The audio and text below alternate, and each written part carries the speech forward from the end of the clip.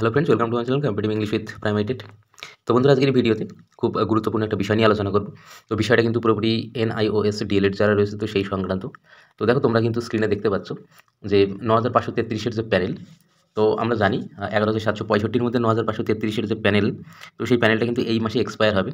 তো আমরা জানি এই যে প্যানেলগুলো হয়, তো প্যানেলের যে ভ্যালিডিটি, তো সেটা কিন্তু 1 বছর থাকে। তো এই জানুয়ারি মাসেই কিন্তু এই প্যানেলের ভ্যালিডিটি শেষ হতে চলেছে। তো আরেকটা বিষয় যেটা দেখা যাচ্ছে যে গত ডিসেম্বরের 10 তারিখে সুপ্রিম কোর্ট থেকে NIOS ডিএলএড, তো তারা যে বৈধ, তার একটা ক্লারিফিকেশন একটা জাজমেন্ট কিন্তু এসেছে। তো তার যে অ্যাপ্লিকেশন, অর্থাৎ সেই যে জাজমেন্ট এসেছে, তো সেই জাজমেন্টের যে আম, একটা কার্যকারিতা, তো সেটা কিন্তু এখনো পর্যন্ত এফেক্ট হয়নি। তো সেটা এফেক্টিভ কিন্তু এখনো হয়নি। তো সেটার এফেক্টিভ হওয়া বলতে, যেহেতু এই যে 2022-এর রিক্রুটমেন্ট, তো সেখান থেকে NIOS ক্যান্ডিডেট তারা বাদ গিয়েছিল। তো 10 তারিখের জাজমেন্ট অনুযায়ী, তো NIOS ক্যান্ডিডেট যারা 2022 রিক্রুটমেন্টে পার্টিসিপেট করেছিল, তো তারা কিন্তু অবশ্যই বৈধ হয়ে গেছে 2022 রিক্রুটমেন্টের ক্ষেত্রে। তো তাদেরকে ইনক্লুড করার বিষয় পর্ষদ কী ভাবনা চিন্তা করছে, পর্ষদ NIOS ক্যান্ডিডেট অবশ্যই তারা যোগ্য বর্তমানে, তো তাদেরকে পর্ষদ কীভাবে চাকরি দেবে, তো সেই বিষয়টা কিন্তু এখনও পর্যন্ত পরিষ্কার হয়নি।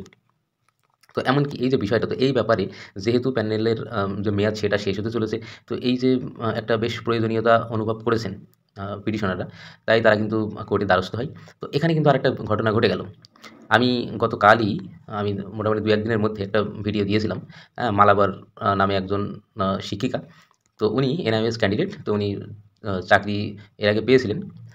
তো তারপরে ওনার চাকরিটা কিন্তু হঠাৎ করে কেড়ে নেওয়া হয় পর্ষদের পক্ষ থেকে। আর উনি NIOS সেই কারণে। তো তারপরে মালাবার উনি কিন্তু মামলা করেন। তো যেহেতু বর্তমানে NIOS সুপ্রিম কোর্টে ভ্যালিড রয়েছে, ক্লারিফিকেশন মামলাতে যেটা পরিষ্কার বলা আছে, তো সেই অনুযায়ী তো ওনাকে কিন্তু আবার ওনার চাকরিটা ফিরিয়ে দেওয়া হয়। তো সেখানে কী ঘটনা ঘটেছিল আমি ওই ভিডিওতে কিন্তু ডিটেইলে আলোচনা করেছি। তো তোমরা যারা দেখোনি ওটা কিন্তু দেখে নিতে পারো গিয়ে। দেখো তাহলে এই যে বিষয়টা, তো ইতিমধ্যে কয়েকদিন 2-3 দিন আগেই মালাবার যে পিটিশনার ছিলেন, তো ওনার চাকরি কিন্তু ফিরিয়ে দিয়েছে উনি NIOS বলে, এবং NIOS এর ফেভারে বর্তমান রায় আছে বলে। কিন্তু এখানে যখন পিটিশনাররা বিচারকের কাছে মানে বিচারকের কাছে যায়, এবং বিচারককে তারা বলে, পিটিশনাররা বলে যে তাদেরকে খুব দ্রুত যেন একটা ব্যবস্থা করে দেওয়া হয়, যেহেতু প্যানেলের মেয়াদ শেষ হতে চলেছে। তো এই বিষয়ে, তো সেক্ষেত্রে আম বিচারক কিন্তু একটু ইতস্তত বোধ করে। তো বিচারক এই NIOS এর যে বিষয়টা, তো সেই বিষয়ে তিনি যেন একদমই অবগত নয়। তো এমন একটা অভিমত তিনি কিন্তু ব্যক্ত করেন। তো এই যে বিষয়টা রয়েছে, তো এখন আপাতত এই যে কেসটা, এটা কিন্তু এই অবস্থাতেই রয়েছে। এখন এরপর থেকে কি করা যায়, এবং আম আ সুপ এই যে যেটা রায়, সুপ্রিম কোর্ট থেকে যে রায়টা দেওয়া হয়েছিল NIOS যে ভ্যালিড, গত ডিসেম্বরের 10 তারিখে দেওয়া হয়েছে। তো সেই বিষয়টা বিচারক হয়তো খুব একটা মনে করতে পারছে না বিষয়টা, তো উনি আবার ভালো করে দেখবেন ব্যাপারটা কি বলেছে। তো সেই অনুযায়ী আবার রায় দেবে। যেহেতু সুপ্রিম কোর্টে রায় হয়ে আছে, সেই ক্ষেত্রে NIOS দের কিন্তু সে অর্থে সমস্যা হওয়ার কথা না। তবে বিচারক এই যে রায়ের বিষয়টা উনি যেটা বলতে চাইছেন, উনি খুব একটা অবগত নয়। তো উনি বিষয়টা আরও ভালো করে দেখবেন, এবং তারপরেই NIOS ক্যান্ডিডেট তারা 2022 যে রিক্রুটমেন্ট, এখানে তারা স্থান পাবে কিনা, অর্থাৎ 9533-এর যে প্যানেল, তো সেখানে স্থান পাবে কিনা, তো সেই ব্যাপারটা উনি কিন্তু তারপরে ঠিক করবেন।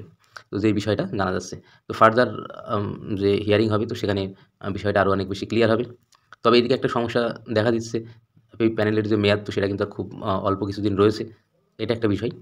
তো এই বিষয়টা কিন্তু ফ্যাক্টর হবে না, যদি এই যে সুপ্রিম কোর্টের যে রায় রয়েছে, ওই রায়টা যদি পর্ষদ যদি বিষয়টা মেনে নেয়, বা ওই রায় অনুযায়ী যদি বিচারক রায়টা দিয়ে দেয়, তাহলে কিন্তু সেই অর্থে সমস্যা হওয়ার কথা না। তো যাই হোক, দেখা যাক সুরাহা কত দ্রুত হয়, আমাদের নজর থাকবে সেই দিকে। তো কী ঘটনা ঘটছে সেটা কিন্তু আমি অবশ্যই তুলে ধরবো এই চ্যানেলের মাধ্যমে। তার জন্য আমাদের চ্যানেলের সঙ্গে যুক্ত থাকতে হবে। ধন্যবাদ।